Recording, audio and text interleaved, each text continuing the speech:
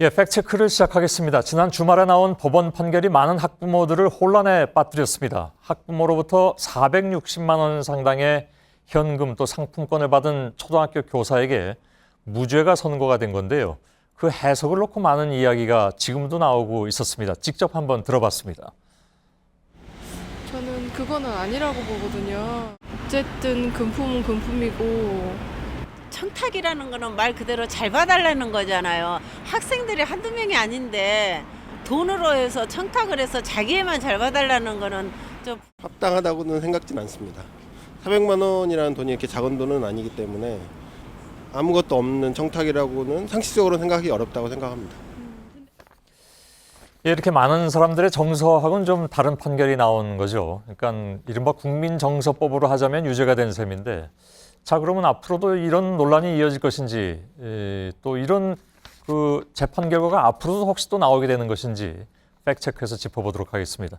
김필규 기자, 법원에서 무죄를 선고하면서 사회 상규에 어긋나지 않는다.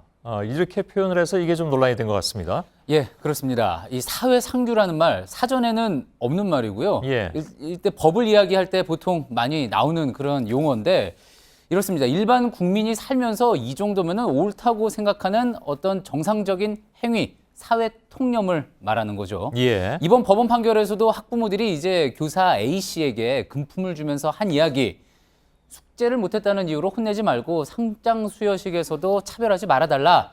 또 뭐 생활기록부에 좋게 기재해달라. 혼내지 말고 칭찬을 해달라. 뭐 이런 정도는 학부모가 교사에게 할 수 있는 부탁, 즉 사회 상규에 어긋나지 않는다는 판단이었던 겁니다. 예, 예.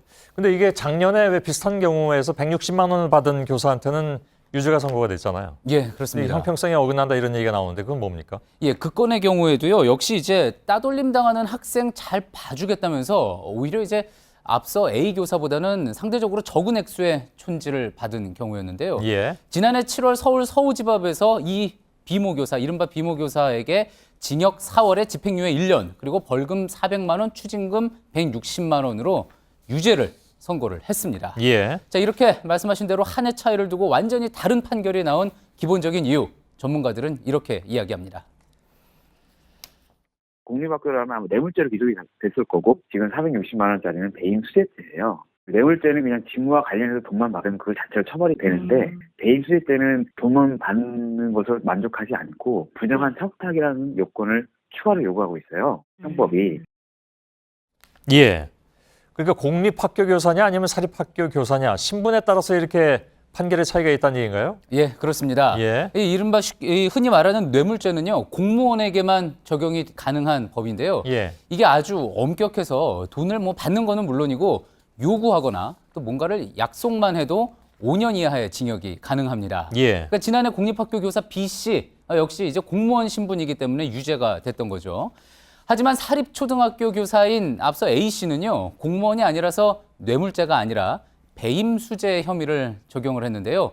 형법에서는 그 배임수재 대상을 임무에 관해 부정한 청탁을 받고 재물재산상의 이득을 취한 자라고 이렇게 규정을 하고 있습니다. 예. 여기서 이 부정한 청탁, 이 부분이 바로 핵심인데요.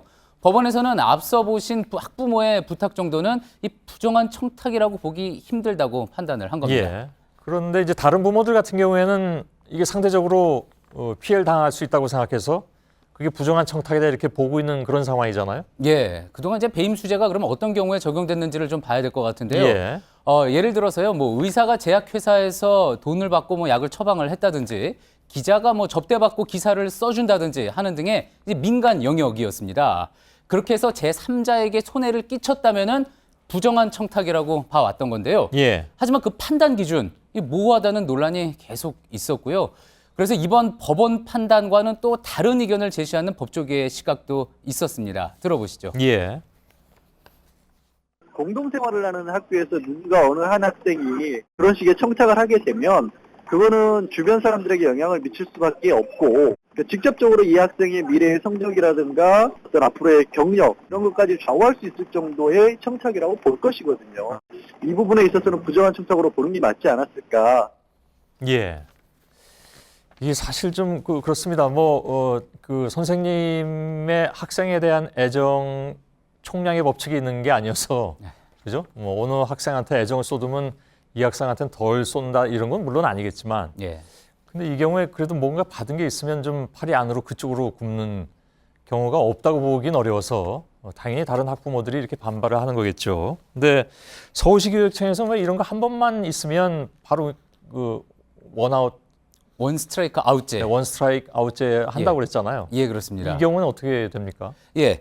그게 이제 지난해 8월에 서울시 교육청이 촌지를 10만 원만 받더라도 해임 파면하겠다라고 해서 원 스트라이크 아웃제라고 했던 건데요. 예. 이번 A 교사는 일단 학교로부터 받은 게 3개월 정직 처분이었습니다. 그러자 이제 시 교육청이 파면을 하라 이렇게 요구를 했는데 아직 추가 조치는 없는 상황입니다. 왜 그러느냐? 시 교육청에 이제 문의를 했는데요. 지금 현재 말씀하신 대로 법 제도상으로 무조건 강제하기는 어려운 게 사실이다라는 이야기였고요.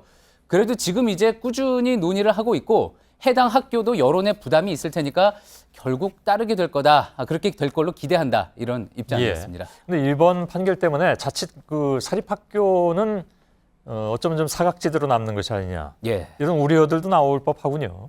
예, 그렇습니다. 특히나 이제 지금 전국에 있는 초중고 학교 11,000여 개 가운데 사립학교의 비율이 지금 보시는 것처럼 1,666개, 15% 가까이 됩니다. 예. 그러니까 상당히 적지 않은 학생들이 사립학교에 지금 다니고 있는 거라서요. 그러니까 공무원에 준하는 어떤 촌지 규정 당장 필요한 것 아니냐라는 지적도 있는데요. 일단 내년 9월부터 시행되는 김영란법, 여기에는 이제 사립학교 교사도 포함이 돼 있습니다. 자, 그러면은요, 직무와 관련해서 교사가 금품을 받을 경우에 액수에 상관없이 형사처벌이 되고요. 또 그 액수가 한 번에 100만 원 이상이 되면은 직무 같은 거, 직무 상관 관계 없이 무조건 처벌이 됩니다. 예. 따라서 앞으로 촌지 관련해서는 사회 상규가 어떻다 이렇다 논란은 없어질 텐데 또 이번 판결 가지고 사라져야 할, 정말 사라져야 할 촌지 문화에 대해서 잘못 이해하고 받아들이는 일도 없어야 한다는 게 법조계의 지적입니다. 예. 김필규 기자였습니다. 수고했습니다.